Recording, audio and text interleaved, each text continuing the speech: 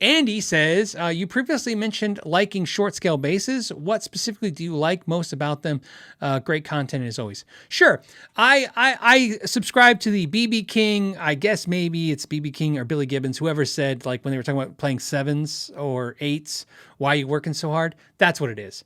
As a bass player, what I learned was that for me, especially 32-inch scales, but 30-inch scale, short scale basses, what I learned was, even though I'm a big guy, I'm 6 foot, I could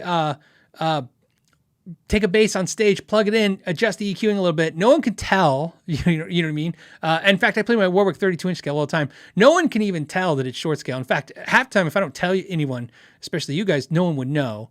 And it's easier to play. So it's really, that's all it is. It's just easier to play. It makes it easy for me, especially me. I'm not a part of a band. Like most bass players and drummers that aren't in bands, there's just always an opportunity to play with somebody. And so I'll take it. I'll take any opportunity to play with anybody because that's how I get that out of my system, right? Somebody will say, hey, we're playing 2 songs, And so I'm always learning a song on the fly. You know what I mean? When I played with Robert Baker and Phil X that night, it was literally Robert Baker was walking by me and he goes, you play bass, right? And I said, yeah. And I think I was holding, here, let me reenact it. It's me drinking a beer. Robert Baker's like, you play bass? I went, yeah. And he's like, hey, you want to play this song? And I go, what is it? And he told me, and I go, how do you play it?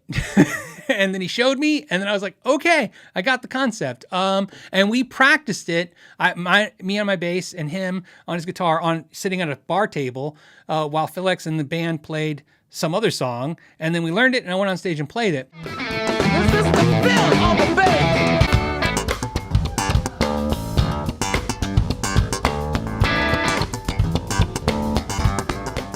So that's generally what happens for me. So I'm all about making my life super easy. In fact, ironically, here, I'll show you this. This is my bass amp. Although I'm thinking about getting the Aguilar one too. This is a preamp. So that's it. Like I'll take this in a bass and I'll go gig anywhere anybody wants. I just DI that into the PA system and I'm your bass player. And I promise to mess up very little.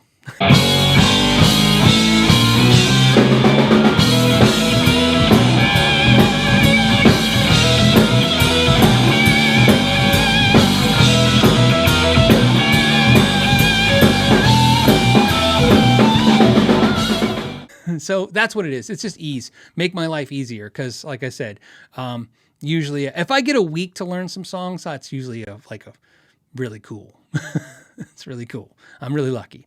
Zelko, and it's that, so, that's not as bad when they're covers, because covers are pretty easy, but a lot of times it's like somebody's original material and you're just like, you know what I mean? You have to listen to it. So for me, since we're going down this road, what I do, my system is first, I don't even try to learn their songs.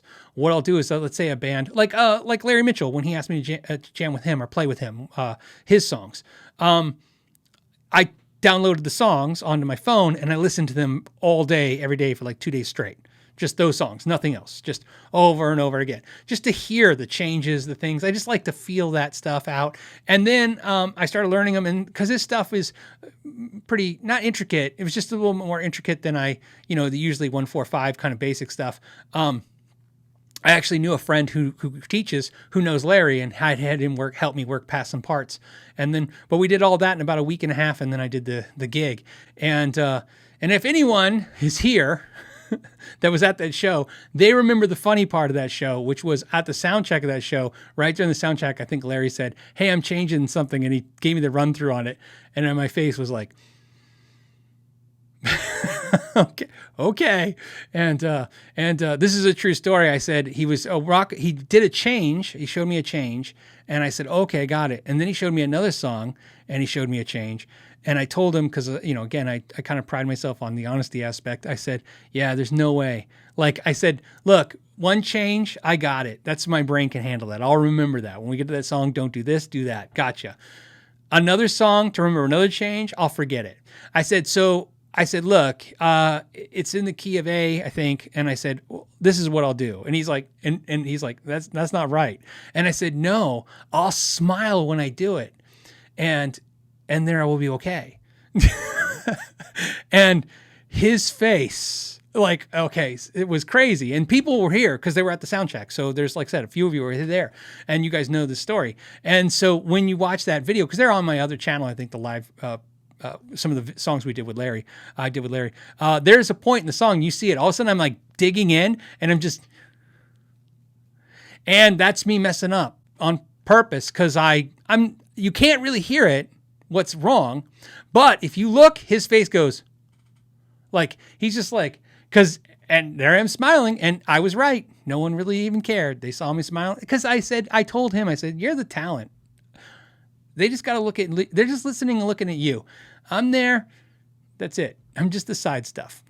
So there's that. So all that is why I play a shorter scale bass. If you enjoyed this podcast clip, you can watch the full episode by clicking the link down below on YouTube or listen to it on your favorite podcasting platform, whether that's iTunes, iHeartRadio, SoundCloud, Spotify, you name it, it's on that platform. Thank you guys for supporting this podcast. Till the next time, know your gear.